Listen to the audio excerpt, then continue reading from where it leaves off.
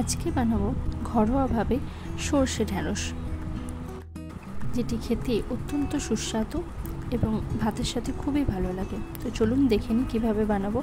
তো প্রথমেই আমি এখানে নিয়ে নিয়েছি ঢ্যাঁড়সটাকে ভালোভাবে পরিষ্কার করে আমি 2 টুকরো করে কেটে নিয়েছি।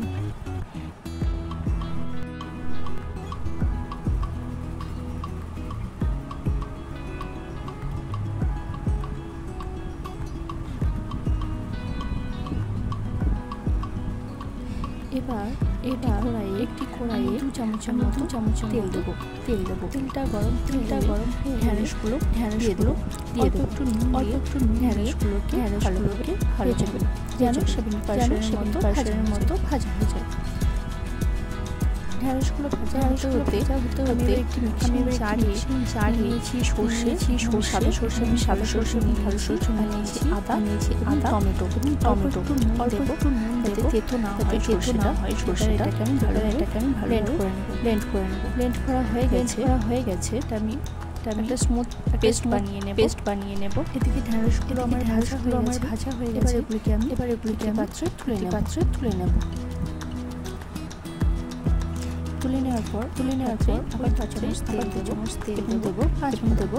তারপর কুচানো পেঁয়াজগুলিকে লাল লাল করে ভেজে নেব। পেঁয়াজটা ভাজা হয়ে গেছে।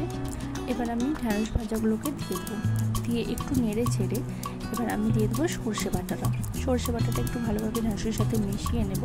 তারপর দেবো হলুদ গুঁড়ো এবং জিরে গুঁড়ো, এটাকেও ভালোভাবে মিশিয়ে নেব।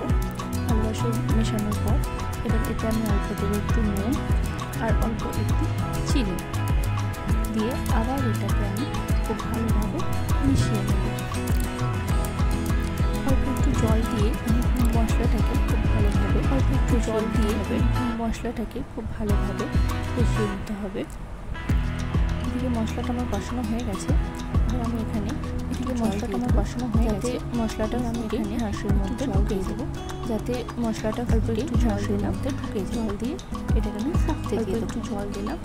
জল দিয়ে এটাকে ফুটতে দিয়ে দেবো। এটা ফুটে জলটা প্রায় অর্ধেকটা হয়ে এসেছে। এবার আমি এখানে দিয়ে দেবো জলটা প্রায় আপনারা চাইলে আগেও দিতে পারেন, আমি এখানে পরে দিলাম। আপনারা চাইলে আগেও দিতে পারেন, একটু সামান্য জল দিলাম। এটাকে ভালো আবার অল্প আর একটু সামান্য জল দিয়ে এটাকে ভালোভাবে আর একবার ফোটানো হয়ে গেছে। এবার আমি এটাকে একটা সার্ভিং বোলের মধ্যে নিয়ে সার্ভ করব। একটা ছোট্ট চেরা কাঁচা লঙ্কা দিয়ে এটাকে আমি সাজিয়ে দিলাম।